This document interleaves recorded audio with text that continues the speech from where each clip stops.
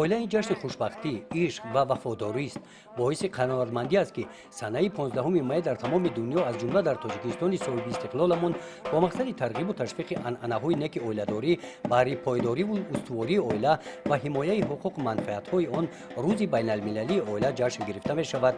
мисли дигар шаҳру ноҳияҳои кишвари азизамон дар ноҳияи восеъ ҳам рӯзи байналмилалии оила бо баргузории чорабиниҳои идона хотирмон ҷашн гирифта шуд. боиси сарфарозист ки бахшида ба рӯзи байналмилалии оила аз ноҳияи восеъ оилаи худойқулово дар озмуни вилоятии оилаи масъулиятшинос сазовори ҷои аввал гардид. ба муносибати рӯзи байналмилалии оила занону духтарони ноҳия, намояндагони ташлилоту муассисаҳо ва деҳотҳо дар чорабинии идона иштирок варзиданд. бахшида ба рӯзи байналмилалии оила ҷамъомади идона дар қасри фарҳанги ноҳия доир карда шуд.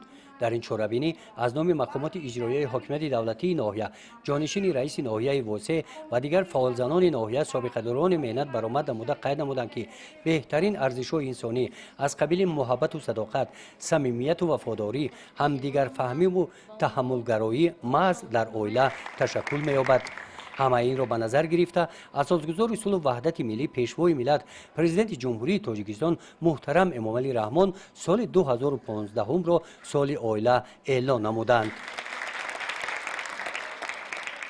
дар ин чорабинӣ аз номи мақомоти иҷроияи ҳокимияти давлатии ноҳияи восеъ ба 30 нафар кӯдакони навзод шаҳодатномаи таваллуд дар муҳити тантанавӣ супорида шуд.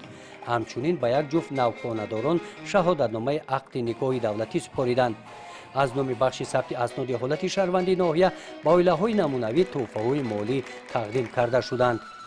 чорабиниҳои идона бахшида ба рӯзи байналмилалии оила дар ноҳияи восеъ бо намоиши барномаи идонаи консертӣ ҷамъбаст гардид.